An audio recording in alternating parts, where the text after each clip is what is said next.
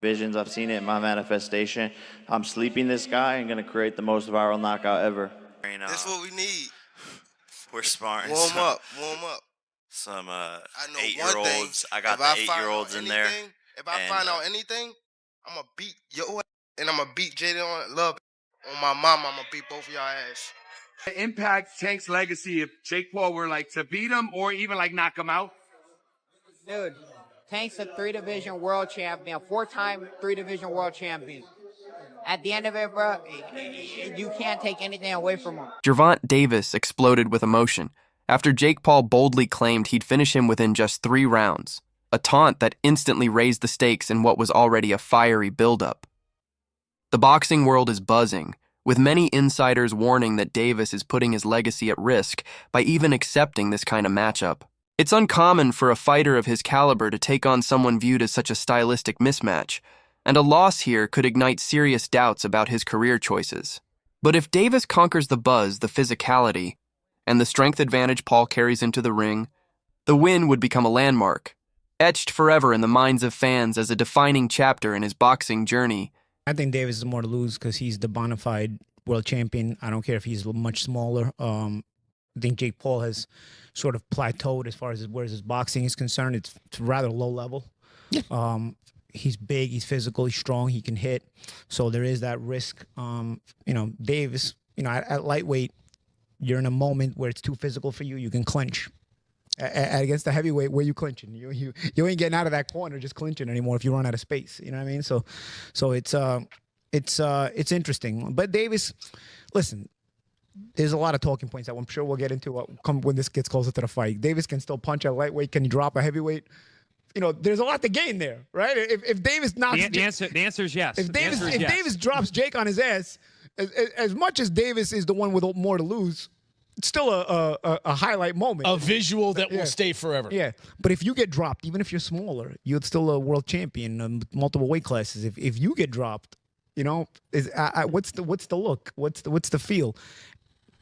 On the inside, as boxers, me and Chris Algieri, the champ, even you, Jimmy, you have fight experience, so we know that the risk is a big guy that big hits you. You're probably going down if you're a small guy if he hits you clean. So we know the risk, but how does it look to the public eye who don't understand that? You know what I mean? The public. So there is a lot to lose, though. There's a bit to gain. I wouldn't necessarily have an issue with this had Davis's career arc been one that benefited boxing. Davis was manufactured and put into a position where he's supposed to benefit boxing, and I don't think he has. I think he's hurt boxing. So by giving him this reward, that's my problem. Why are we watching this? Why don't you make him earn his spot that he still hasn't earned? Jake Paul isn't just stepping into the ring, he's trying to steal the spotlight, boldly predicting he'll deliver the most explosive knockout of the year against Davis. This isn't about another fight for Paul.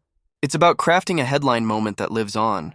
His fiery public declarations suggest he sees this clash as his golden ticket to legitimacy, a way to shock his doubters and carve out an unforgettable place in boxing history. By chasing a dramatic finish, Paul isn't just leaning on brute force. He's embracing spectacle, showmanship, and the belief that this is bigger than just winning. It's about owning the moment. Because this thing is going to be watched by hundreds of millions globally. Jake, give the people one thing that you can guarantee that they're going to get on November 14th when they tune in to Netflix. Yeah, you're going to see the 2 biggest fighters in America go head-to-head with an amazing card. World championship fights back to back to back. And that's just how the MVP way we do it. And I'm going to come for a knockout of the year again. I've seen it in my visions. I've seen it in my manifestation. I'm sleeping this guy and going to create the most viral knockout ever. Romero jumped into the conversation, pushing back against the idea that a loss to Jake Paul would seriously harm Davis's legacy. He reminded everyone that Davis is already a 3-division world champion, a name that commands respect in the sport. Through his social media and interviews, Romero made it clear, one defeat, even a knockout, doesn't wipe away years of dominance, belts, and accolades earned across multiple weight classes.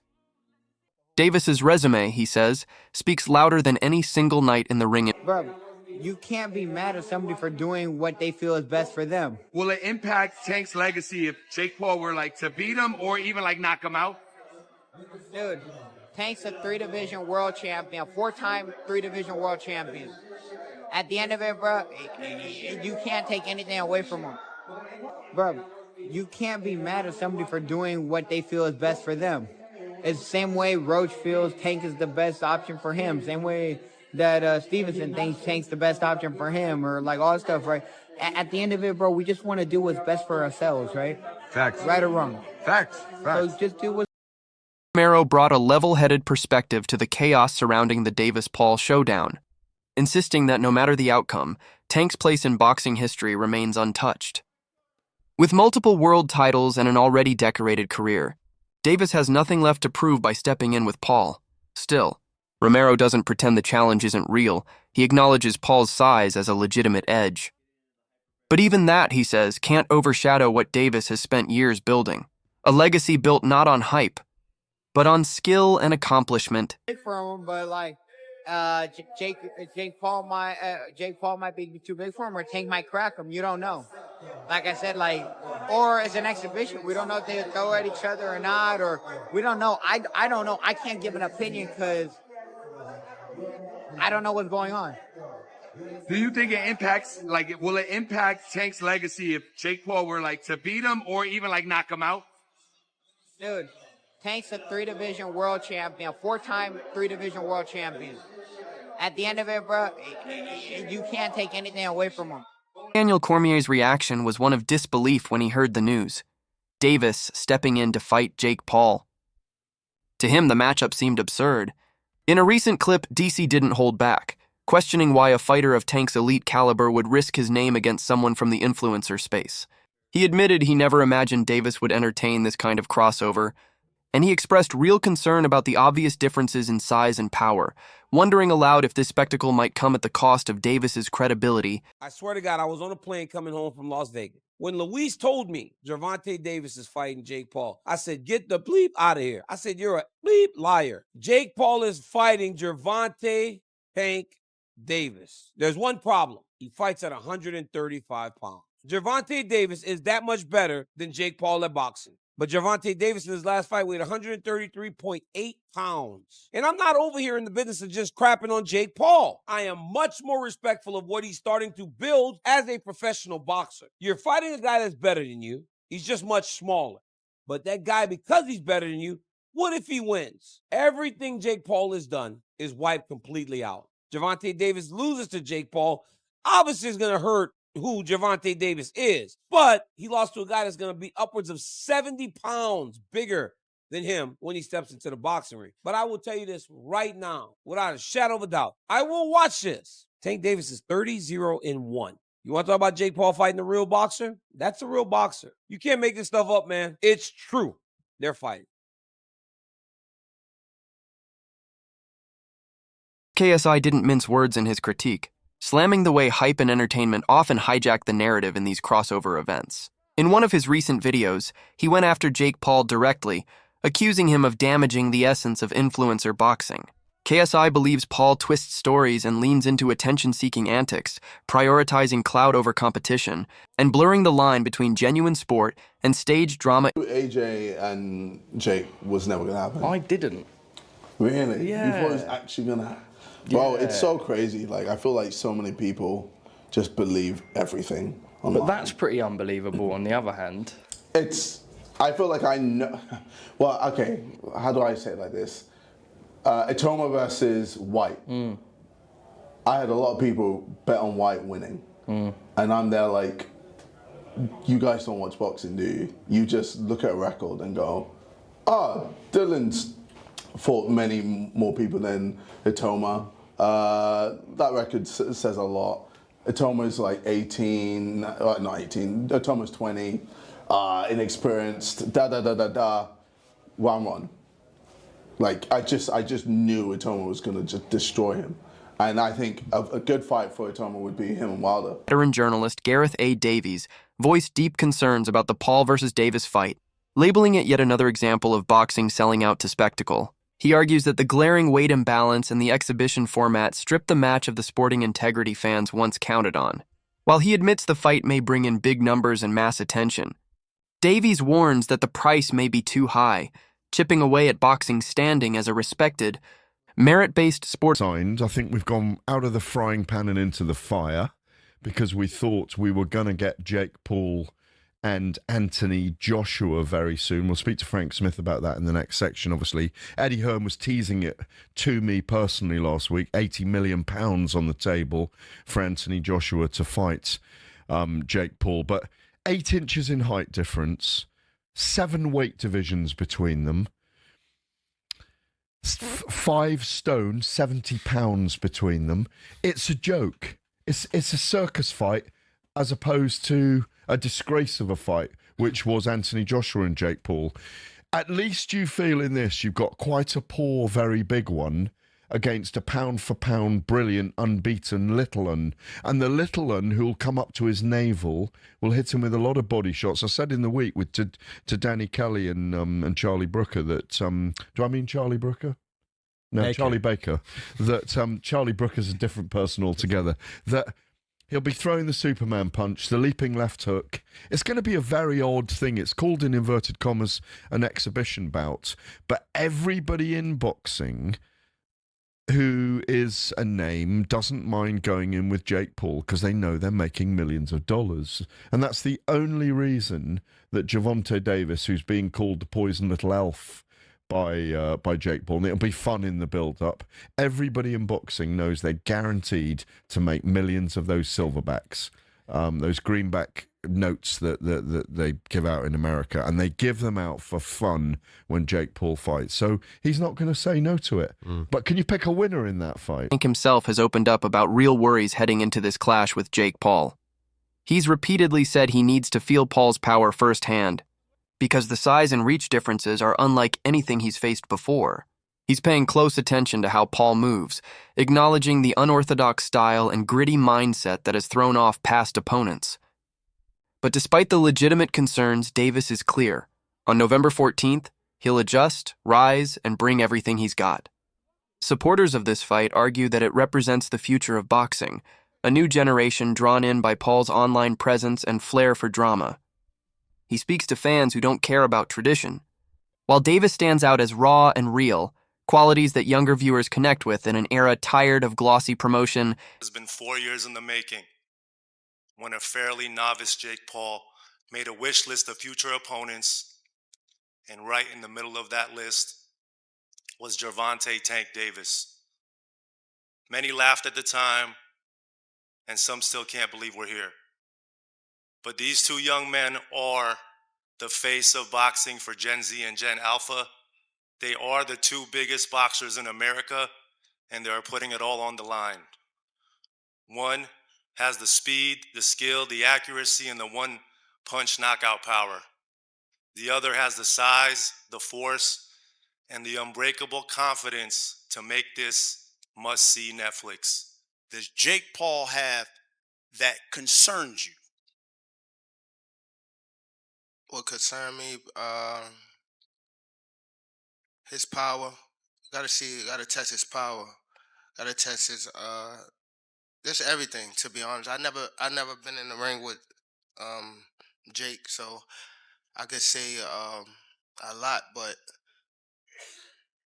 when it comes down to November the 14th, I gotta be in there with him. I gotta be able to, his arm reach, his size, his power,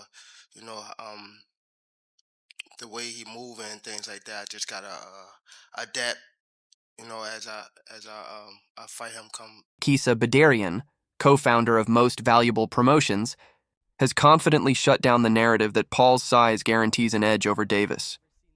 He insists that Davis's elite skill set more than levels the playing field, adding that Paul only pushed for a heavier catch weight because of his inexperience. Badarian also revealed the Davis matchup wasn't spontaneous. It had been in motion ever since a proposed fight with Canelo Alvarez collapsed. According to him, Davis had been eyeing this bout for years, and once the Canelo door closed, Tank was the next logical step. Bro, Jake and Tank are going to happen November 14th. Whatever weight they want, man, they're talking about it, and whatever it is, it's going to be a definitive outcome. People can talk about pro exhibition. We're going to make sure this is as real as it's real. Why was it, just out of curiosity, why is it not a professional bout and why is it an exhibition? Because I'm sure Jake would have taken the professional bout. Nothing's been communicated as yet in terms of what it is, right? Similar to, if you remember, with Paul Tyson, when we announced it, we didn't have the weight, we didn't have the rules, particularly in terms of the number of rounds, the minutes, the gloves. It's going to be the same thing here. Gotcha. Can you just offer us any insight as to how these negotiations went? And the reason I ask is because I remember back in March, I was at Tank's fight.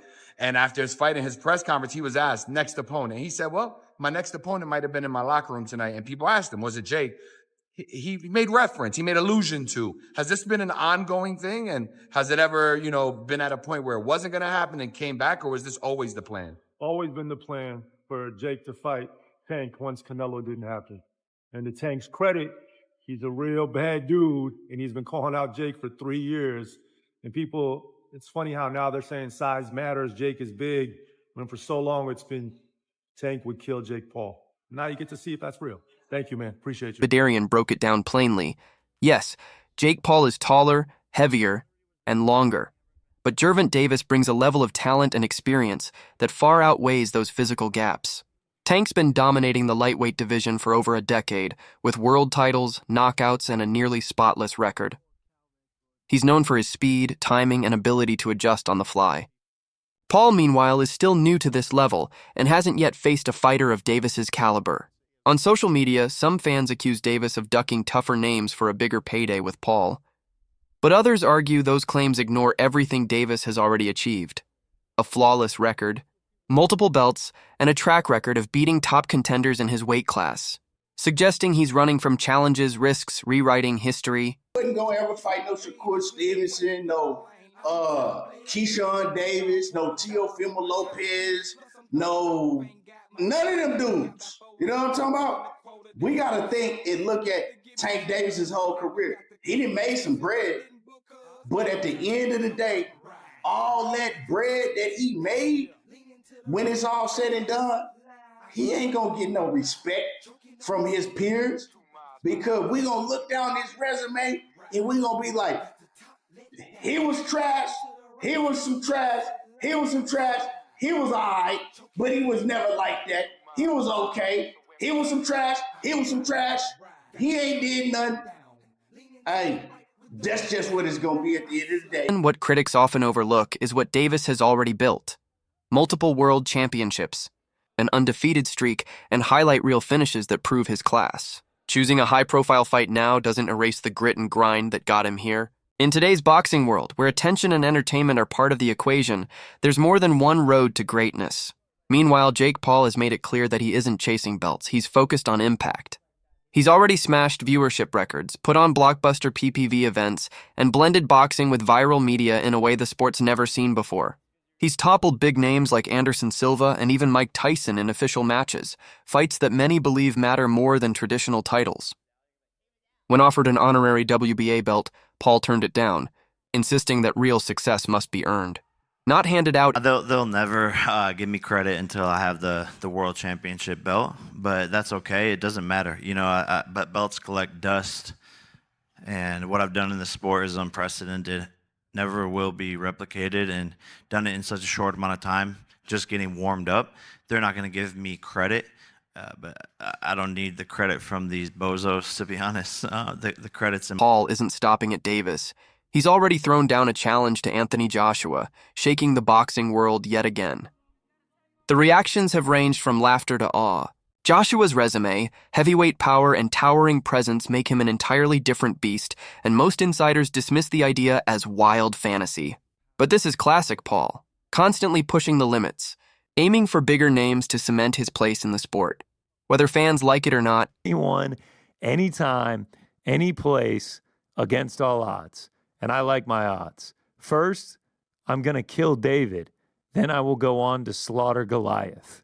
Okay, so you have to think that the last one, first I'm going to kill David, referring to Gervonta Davis, and then he's going to go on and slay Goliath, referring to Anthony Joshua. Yeah. And he's going to go and fight a 140er and then move up, 135er, and then move up and fight a heavyweight. So the lowest he's been, I went through all the fights, for his first two fights, his first two pro fights, he was 175. Now, this is all the way back in 2020 against Nate Robinson. Since then, the lowest he's been, as you said, was like the 185 around the Nate Diaz fight, and also for Tommy Fury. I wonder if Jake can get down to that weight anymore.